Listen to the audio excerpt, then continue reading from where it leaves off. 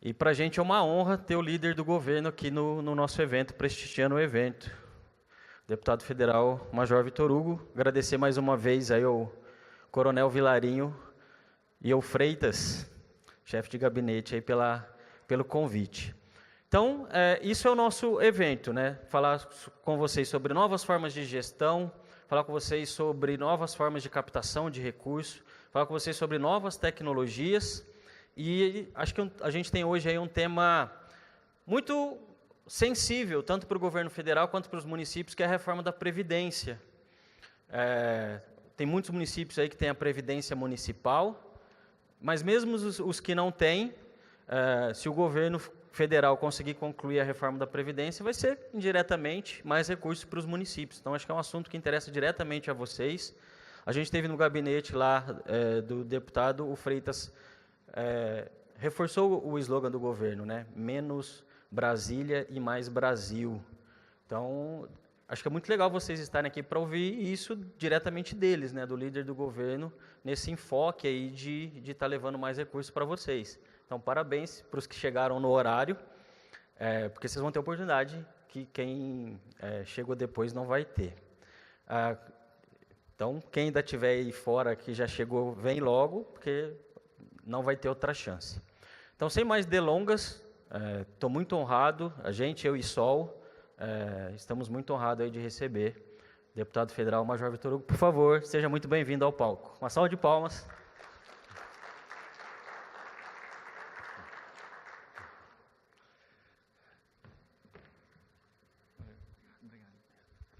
Bom, gostaria de agradecer o convite, cumprimentando todos os prefeitos e prefeitas.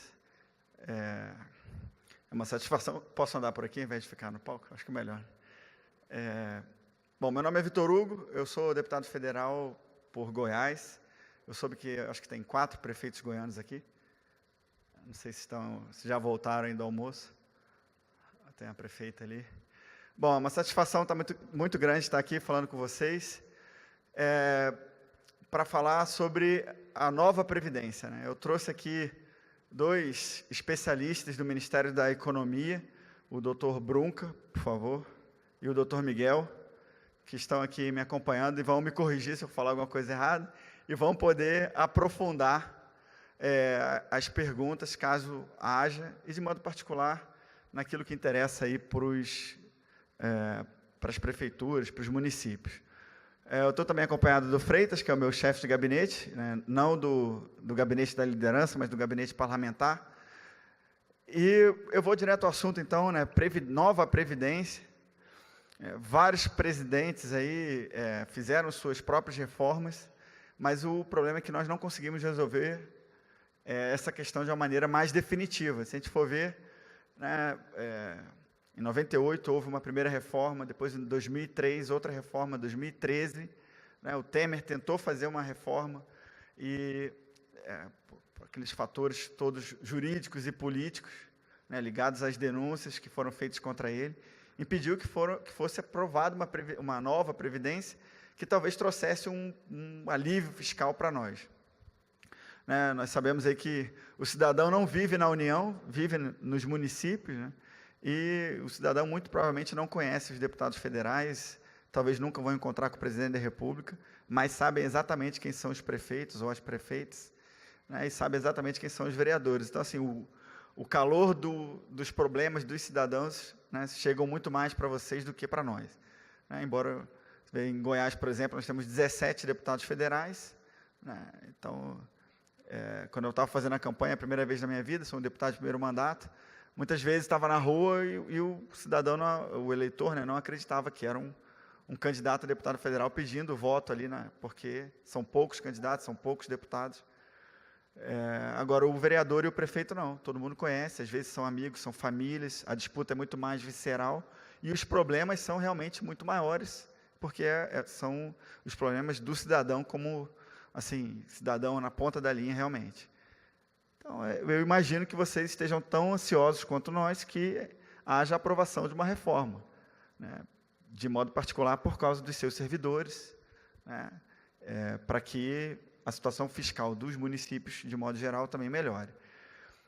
eu vou falar sobre os eixos estruturantes, assim, qual foi a intenção do governo de fazer, de estruturar essa proposta de emenda à Constituição, né, que vai criar a nova Previdência, que não veio sozinha, na verdade é um pacote. Então, uma das primeiras medidas que o governo fez foi a medida provisória 871, que cuida de potencializar o Estado brasileiro para impedir as fraudes no INSS. Então, essa medida provisória, um dos argumentos que se tinha é que, bom, não existe déficit e também os problemas poderiam ser resolvidos da Previdência se nós combatêssemos as fraudes. Então, o governo foi lá e editou uma medida provisória para aumentar a capacidade da União de ir atrás, né, de quem está fraudando o INSS e, com isso, ir nessa vertente, né, combater esse argumento da questão das fraudes. Só que não é suficiente. Ainda que todas as fraudes fossem combatidas, ou a maioria delas, nós não conseguiríamos combater ou eliminar o déficit da Previdência, que no ano passado foi de 266 bilhões de reais. E que esse ano, se nada for feito, vai ultrapassar aí os 292 bilhões de reais.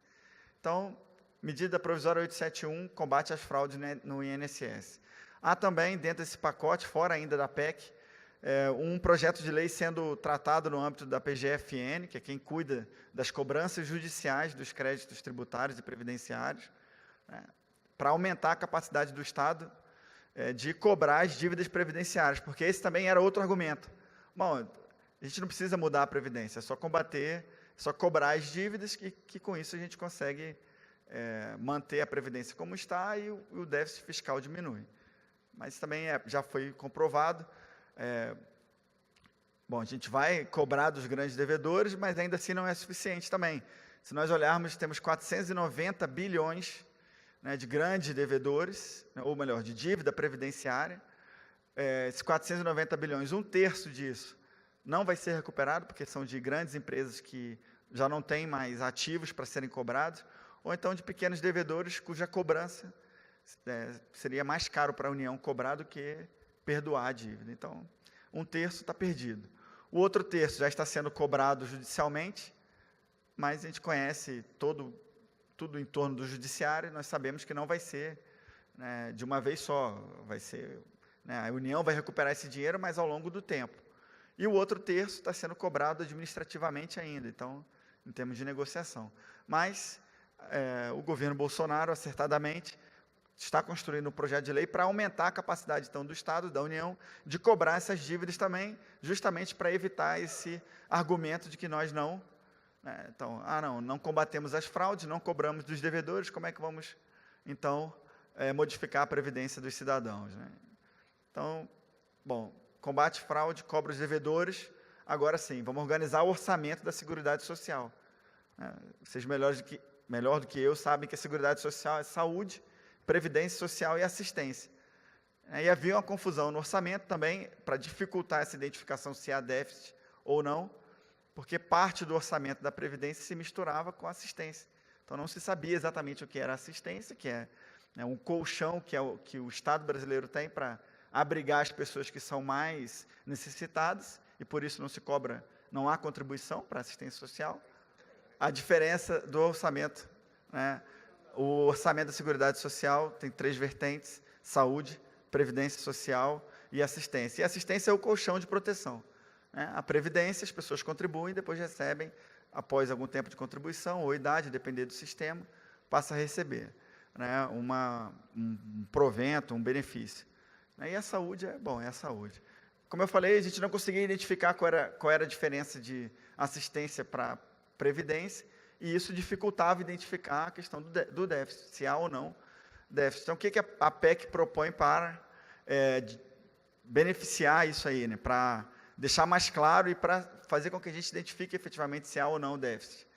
Então, primeiro, protege as fontes de custeio. Então, tem a previsão na PEC que impede, por exemplo, um juiz ou uma autoridade administrativa de conceder o benefício sem estudar, sem verificar se há previsão orçamentária. Porque muitas vezes o juiz concedia um benefício previdenciário, desconsiderando se o município, se o Estado, se a União tinha ou não dinheiro para isso, né, ou previsão orçamentária. A outra possibilidade é a criação de contribuição previdenciária extraordinária pelos municípios, pelo DF, pelos estados e pela União, no caso de desequilíbrio na previdência e dos servidores públicos. Então, se ao longo do tempo houver um desequilíbrio, né, as unidades federativas aí, mais os municípios e a União poderão, então, criar contribuições previdenciárias extraordinárias para além da alíquota que os servidores já vão contribuir, de maneira a retornar ao equilíbrio. Então, outra coisa que está sendo proposta também pela Previdência, pela nova Previdência, é a ideia de cobrar dos anistiados políticos contribuição previdenciária. Então, é algo que não tinha, é algo que certamente vai reforçar aí o caixa da União, né, cobrando essa contribuição previdenciária. Eu sei que muito está se falando em torno de 3 temas, né, o BPC, a questão da idade mínima das mulheres e da aposentadoria rural, mas como vocês estão vendo, existem vários outros eixos dentro da proposta que vão nos ajudar a fazer o equilíbrio. Né? Tem um gatilho, por exemplo, para atualizar as idades, conforme a expectativa de vida, né, do brasileiro for aumentando. Né? Feito todo um estudo, a idade mínima também pode aumentar, de maneira que a gente mantenha o equilíbrio ao longo do tempo. Essas são algumas medidas que vão ser feitas. O grande problema que a gente vive é que o regime que nós estamos vivendo hoje na nossa Previdência, ele é um regime de repartição simples. Então, o que isso quer dizer? Que as pessoas que estão na ativa, elas contribuem e pagam a aposentadoria de quem já se aposentou. Então, e conforme a gente tem visto no Brasil, né, tem nascido menos brasileiros, ou seja, a taxa de fecundidade está diminuindo, e nós estamos vivendo mais, a taxa de sobrevida após 60 anos está cada vez maior, então a base de quem paga está diminuindo, e né, a parte de cima da pirâmide etária, que é quem recebe, os aposentados, está aumentando. Então, independente da gente acreditar ou não que existe um déficit, a verdade é que o fluxo está se invertendo.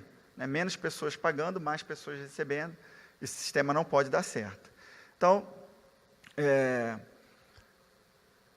a aprovação da nova Previdência vai possibilitar, por exemplo, que o governo federal aprove outras, ou que o parlamento discuta outras questões, como a reforma tributária, esse pacto federativo que o próprio Paulo Guedes falou, né, numa entrevista recente, com a ideia que já foi falada aqui pelo apresentador, né, sobre diminuir Brasília, aumentar o Brasil, ou seja, grande parte da arrecadação, hoje 70% do dinheiro do Estado brasileiro está na União, mas as pessoas vivem nos municípios. Então, a ideia seria inverter essa lógica, né, passar os recursos diretamente, né, para os municípios, para que as pessoas tenham acesso aos benefícios diretamente. O próprio Paulo Guedes falou também a ideia de, hoje, mais de 95% do orçamento da União já é carimbado, já tem uma destinação própria.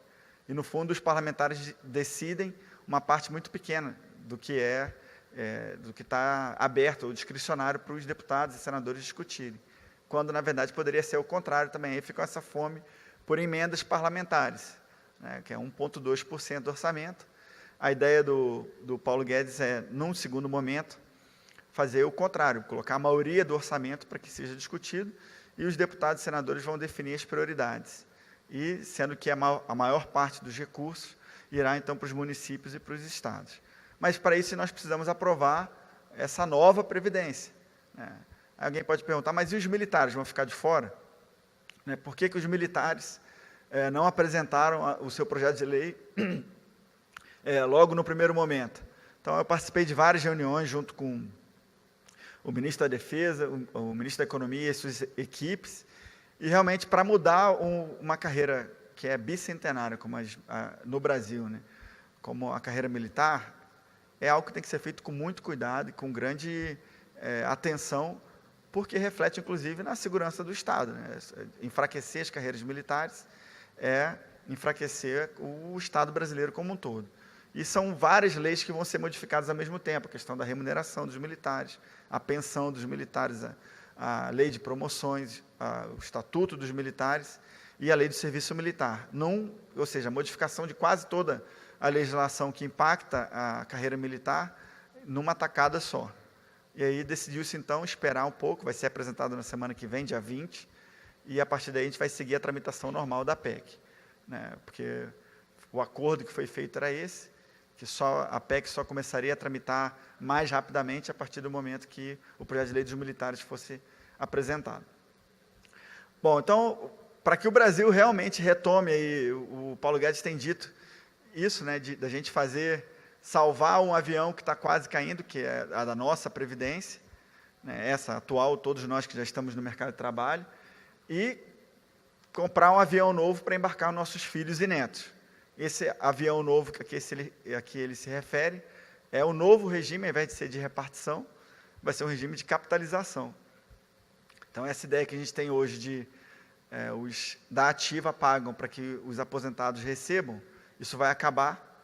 O que vai acontecer é que cada um dos que entrarem, né, após a aprovação da PEC e após a aprovação das leis complementares que vão ser aprovadas para gerenciar tudo, para regular tudo mais no detalhe, os novos brasileiros, os brasileiros que entraram no mercado de trabalho ou que se filiarem a um regime ou outro, vão, próprio, que eu digo, dos servidores públicos, né, ou o regime geral, vão entrar num regime de capitalização. Isso quer dizer que você vai contribuir para uma conta específica e os nossos filhos e netos vão saber exatamente quanto de dinheiro vai ter na sua conta e quanto que ele vai poder usar quando ele se aposentar. Então, não vai ser uma caixa geral, né, ou, no caso agora da repartição simples, entra para o caixa da União e, na sequência, já sai para pagar um aposentado, né? E o déficit é coberto pelo orçamento da União, ou dos municípios, ou dos estados. Então, com esse regime de capitalização, a gente vai conseguir, então, sair dessa escravidão em torno de retirar dinheiro do orçamento para aplicar na Previdência. Agora, como é que faz, então, a transição de um regime para outro? A gente só consegue fazer essa transição se houver um lastro grande de economia. E esse lastro vai ser conseguido se nós não desidratarmos a PEC demais. Hoje, se a PEC fosse aprovada como foi protocolada, nós teríamos uma economia em 10 anos de mais de R$1 trilhão, de 1,165 trilhão de reais, ou seja, mais, né? 1 trilhão e 165 bilhões de reais. Cada concessão que nós fizermos vai caindo, e o Paulo Guedes estima ali, se fizer uma de 600 bilhões, 700 bilhões, a gente já não consegue fazer mais a transição de um regime para o outro, e é uma frase muito interessante, uma comparação interessante que ele faz.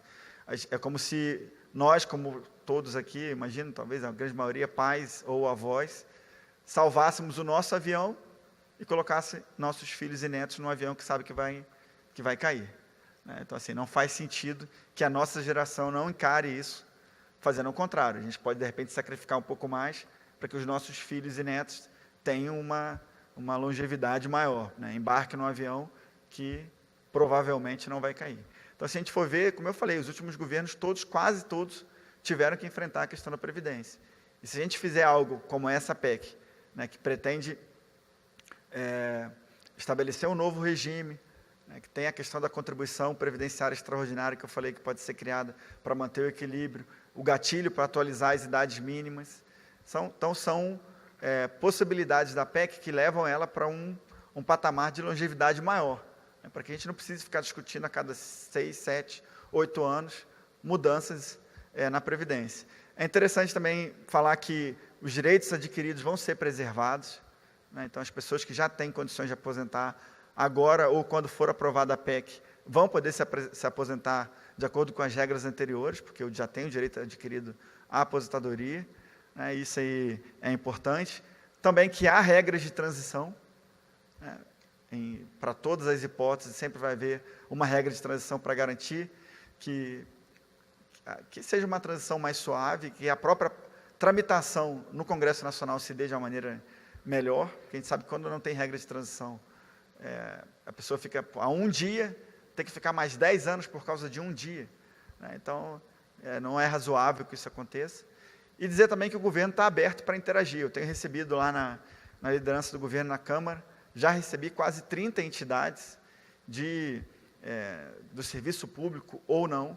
Eu tenho certeza que vou conversar com muito mais, e quando a tramitação da PEC chegar à fase de discussão do mérito na comissão especial, possibilidade de emendamento, tal, aí eu tenho certeza que a gente vai aprofundar muito mais essa discussão. Então, essas foram ideias gerais que eu queria passar para vocês. Como eu falei, a liderança do governo está aberta para receber os prefeitos, as entidades, para falar sobre todos os aspectos. Eu tenho visto assim, muito foco no BPC, na idade mínima, e na questão da aposentadoria rural, mas a PEC é muito mais ampla, muito mais profunda, né? Não tem nenhum aspecto específico que o governo se amarra para poder dizer que é a última barreira, se isso cair, a PEC não vai resolver o nosso problema. O objetivo do governo é preservar o máximo possível da economia em 10 anos.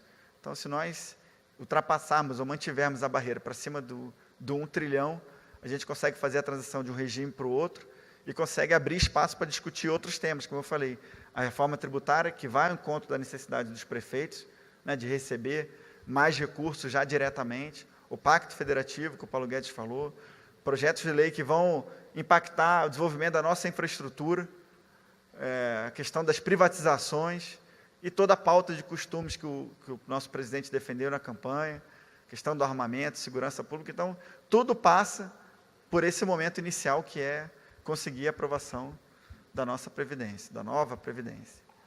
Bom, era isso que eu tinha que falar.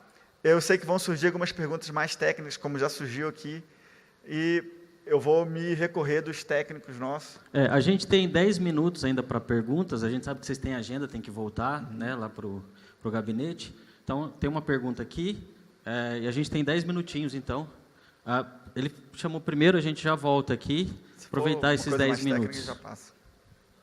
Na verdade, sou prefeito de Miracema, no Rio de Janeiro.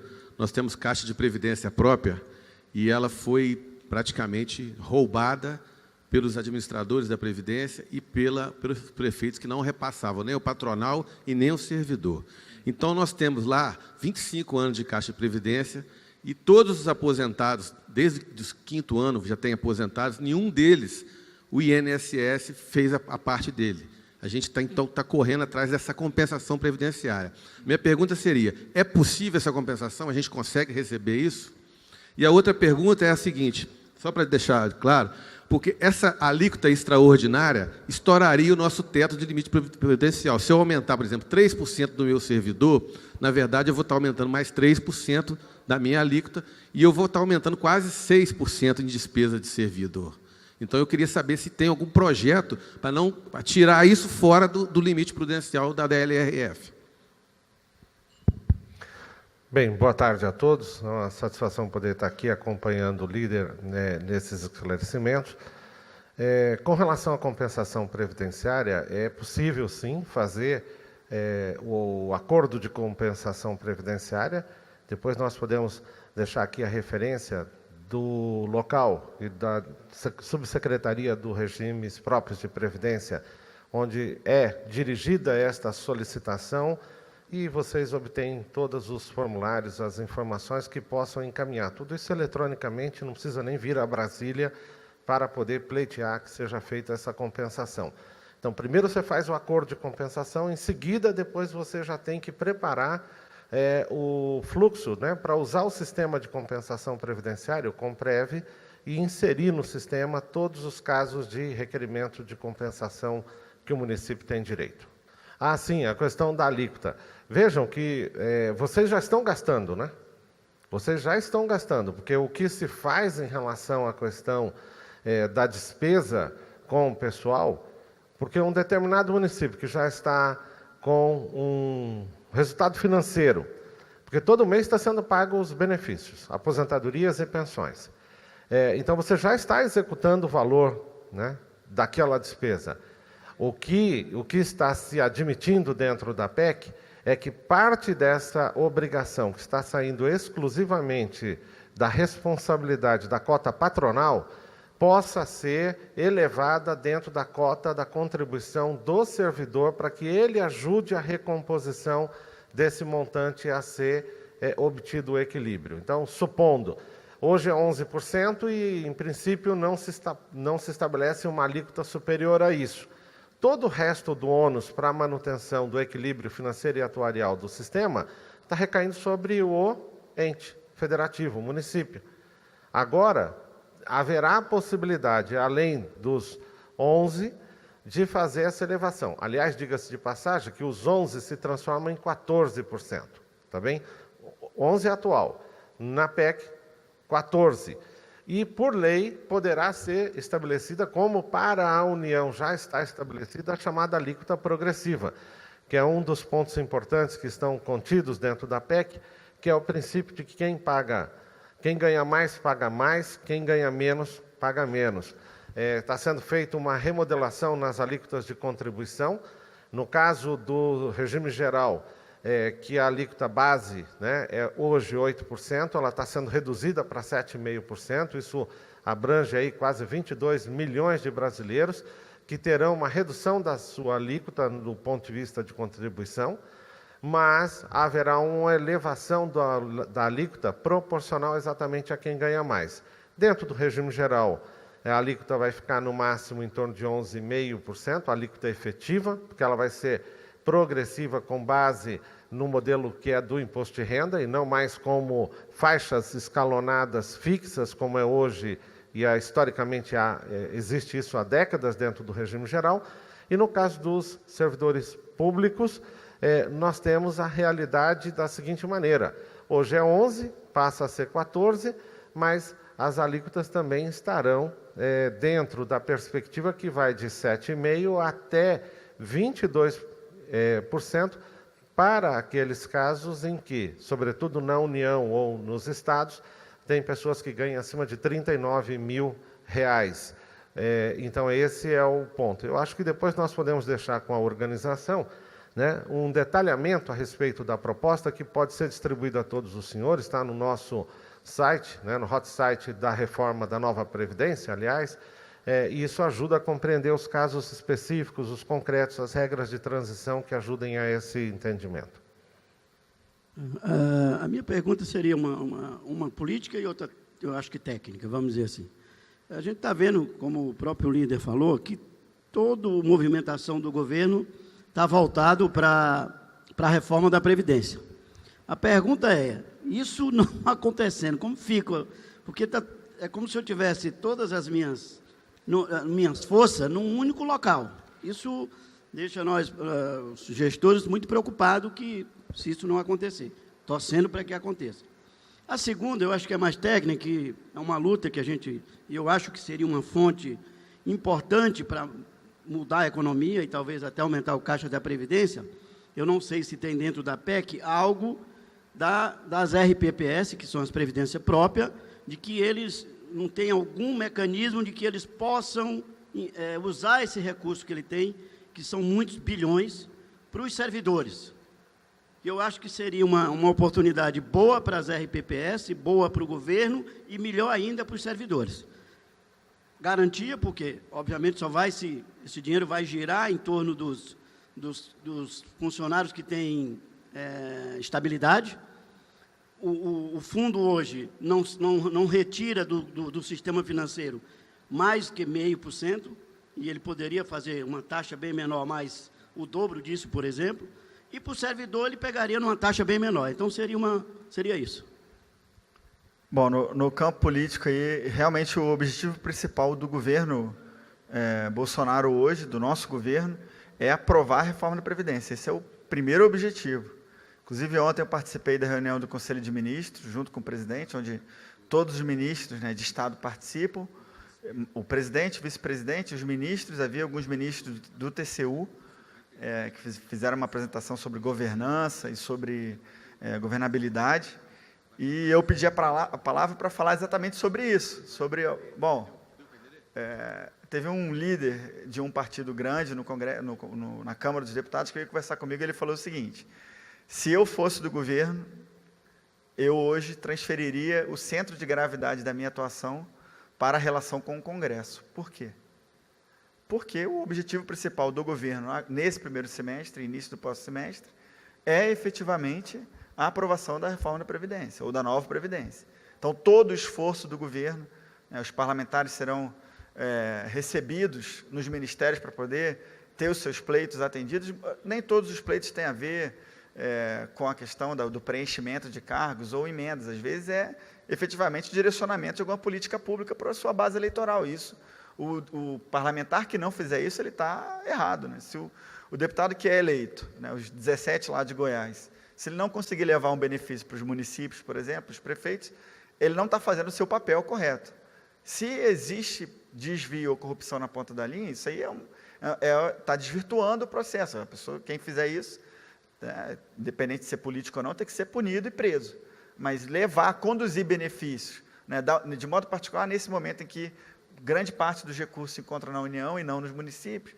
Então, o deputado, o senador, se estiver fazendo um bom trabalho, ele está fazendo isso, está levando recursos e políticas públicas para a ponta da linha. Mas eu concordo com o senhor, é verdade, o objetivo principal é esse, mas o Paulo Guedes já falou, eu acho que ele antecipou agora nesse último final de semana, o plano B, que vai se tornar plano A também, é a questão do Pacto Federativo.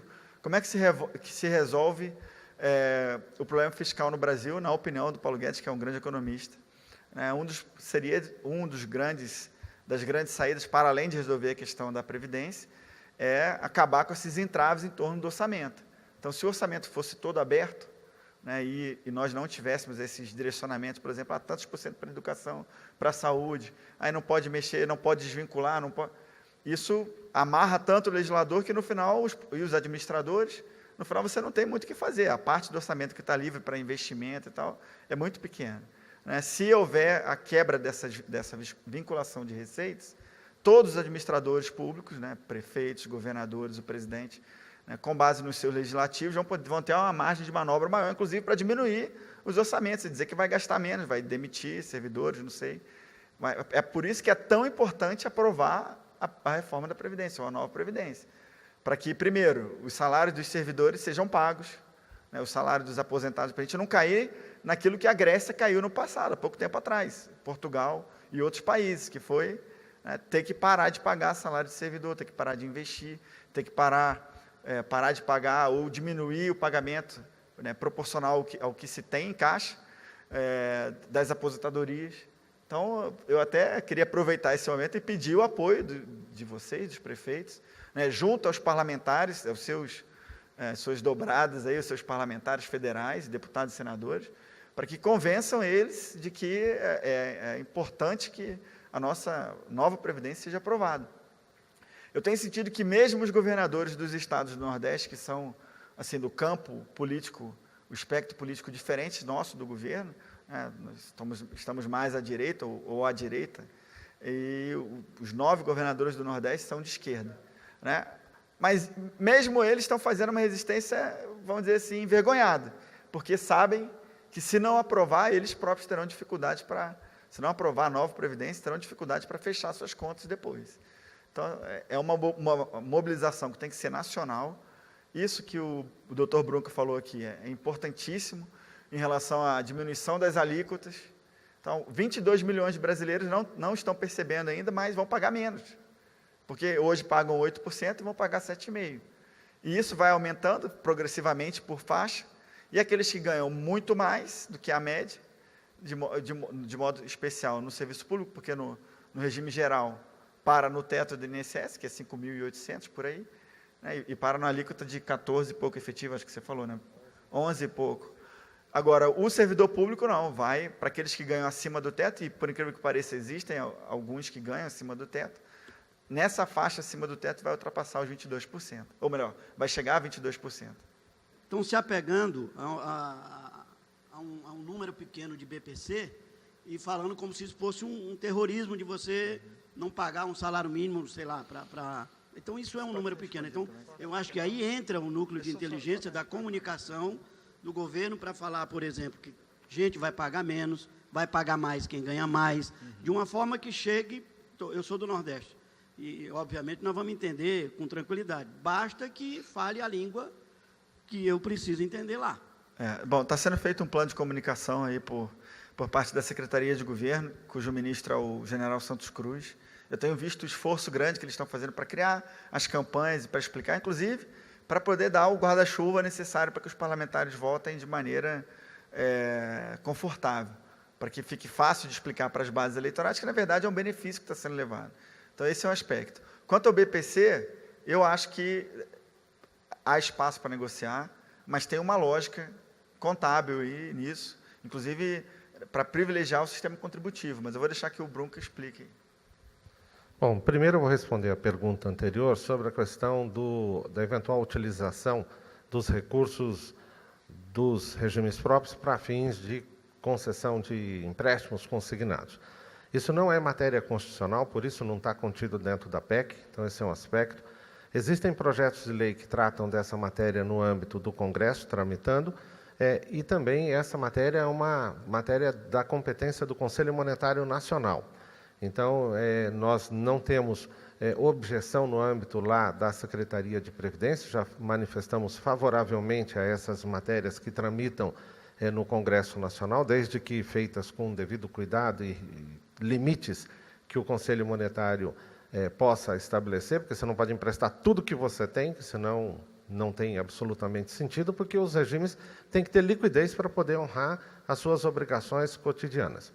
Em relação à questão da comunicação, ou particularmente do BPC, é fundamental esclarecermos o seguinte aspecto. Nós estamos com a proposta recuperando a Lei 9872, né, a Lei Orgânica da Assistência Social. Quando essa lei foi aprovada em 1993, a idade era 70 anos.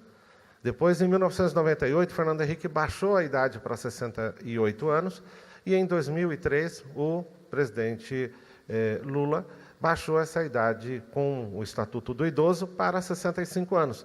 E aí criou uma confusão entre assistência e previdência, porque você tem duas pessoas, uma que ganha salário mínimo, que está recolhendo 15 anos para poder ter direito a um benefício de um salário mínimo, e a outra que não recolheu, não contribuiu, e chega aos mesmos 65 anos, claro, atendidos os critérios daquilo que a lei estabelece de miserabilidade, ela vai ganhar também o mesmo salário mínimo, ou seja, há um desestímulo das pessoas ao processo de filiação e contribuição. Esse é um aspecto que nós estamos procurando separar. Então, primeiro, resgatar a lei original. Segundo, para não haver só, né, a fixação dos 70 anos e da idade para que seja acessível o salário mínimo, e é importante que se diga que, em relação ao benefício da pessoa com deficiência, nada está mudando.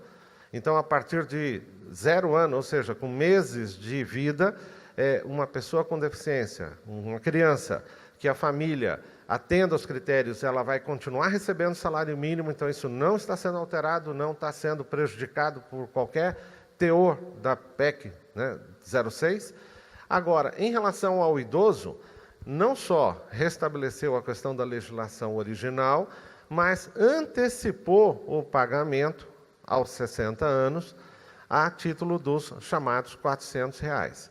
Então, assim, a pessoa não receberia nada entre 60 e 65 anos, e está sendo oferecido para ela a oportunidade de passar a receber um valor que é 3 vezes mais do que aquilo que ela receberia de Bolsa Família, que em média é R$129.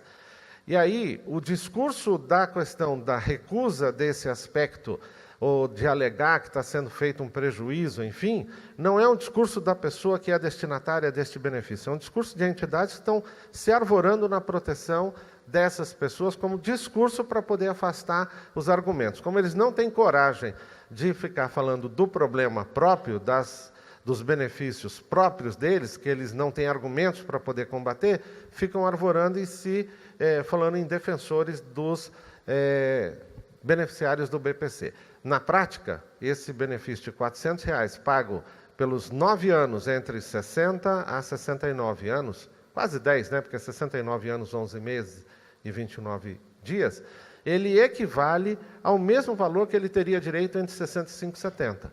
Então, nós estamos antecipando o pagamento, está desembolsando mais de R$20 bilhões para poder atender e melhor dar cobertura a essa população, mas acabando com a confusão entre assistência e previdência que hoje existe dentro do país. Muito legal.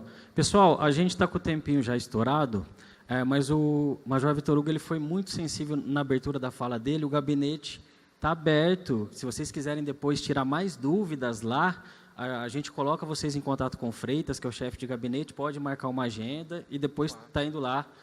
Então, a última pergunta, porque a gente já está recebendo os outros palestrantes, o deputado também tem que voltar lá. Meu nome é Carla Batista e eu estou prefeita de Vila Nova dos Martírios, no Maranhão. Eu queria fazer uma pergunta técnica e um pedido político, viu, líder? A primeira pergunta é a respeito do encontro de contas que foi assinado ano passado pelo governo federal para que fosse feita até uma reivindicação da Confederação Nacional dos Municípios. Eu gostaria de saber como que está sendo conduzido esse encontro de contas entre o governo federal e os municípios e estados devedores da Previdência. E o pedido é que, até que se encerre esse encontro de contas, se for possível, e eu acho que aí ajuda em muito o Caixa dos Municípios, é que nenhum município ou estado seja punido, digamos assim, pela Receita Federal até que se termine de fazer o encontro de contas, porque já que nós estamos sentados discutindo esse assunto, que é um assunto que pode ser benéfico para os municípios, porque, segundo as informações da Confederação Nacional dos Municípios, a maioria dos municípios não deve o tanto que a Receita cobra, né? Então, assim, eu acho que é justo que os municípios e estados não sejam, nesse entremeio dessa discussão, punidos. Então, meu líder, é um pedido para ser feito para o governo. Bom, prefeito, eu primeiro recebo com muito respeito e humildade o pleito. Me coloco à disposição para recebê-lo formalmente, talvez seja melhor, né, para que a gente possa encaminhar para os canais competentes. E eu já queria aproveitar a oportunidade para dizer isso, que a liderança do governo está aberta. É lógico que eu não posso trabalhar de maneira individual, a gente trabalha sempre em coordenação com os ministérios, em particular com a Casa Civil, mas reconhecendo, já conversei várias vezes com o presidente, ele a todo momento fala sobre isso, né, a questão fiscal dos estados e particularmente dos municípios. Mas a pergunta técnica eu vou passar aqui para o Brunco para falar sobre o encontro de contas. Mas estou à disposição na liderança, tá, prefeito? O encontro de contas teve a lei, né, que fez a conversão da medida provisória que tratou desse tema, depois da derrubada do veto pelo Congresso Nacional.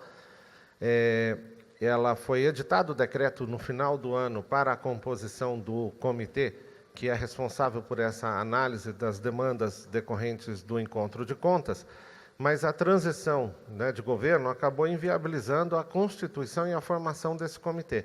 Então, acho que é um tema que nós estaremos levando, né, que deve estar sendo conduzido lá pela Secretaria de Governo, no sentido de fazer a designação das pessoas e iniciar os trabalhos do referido comitê que foi mencionado. Mas a questão aí do afastar a possibilidade de eventuais sanções não continha nem na lei, nem no decreto que foi estabelecido. Então, nós temos que lutar pela análise mais célere por parte do comitê, para que depois a Receita assimile os casos que eventualmente restem configurados que houve excesso e, portanto, que tem que ser repactuado o montante total da dívida existente. Legal. Pessoal, só para mostrar para o líder de onde vocês são, para ele ver que o nosso evento é nacional, quem é do Sudeste, levanta a mão. Quem é do Sul? Centro-Oeste? Quem é do Nordeste? Aí tem um prefeito aqui do Nordeste querendo te fazer um agradecimento para a gente encerrar a participação. Do Norte, desculpa. Do Norte, quem é do Norte, perdão. Temos lá, desculpa. Boa tarde, representante do governo e especialmente nosso líder na Câmara, deputado federal Vitor Hugo. Estou muito feliz de participar deste evento e, no momento, eu quero tão somente, como já passou as perguntas, fazer um agradecimento, que participei de alguns encontros na CNM, e nós percebemos o quanto há uma disparidade na distribuição do bolo tributário no que refere-se a municípios, Estado e União. Inclusive, há um lema de que a vida acontece nos municípios. Então, a minha colocação é apenas no sentido de agradecer a iniciativa do governo, de tratar de uma matéria que é tabu, sempre foi tabu, e ninguém falava disso, Pacto Federativo. A gente, nos movimentos municipalistas, até falávamos da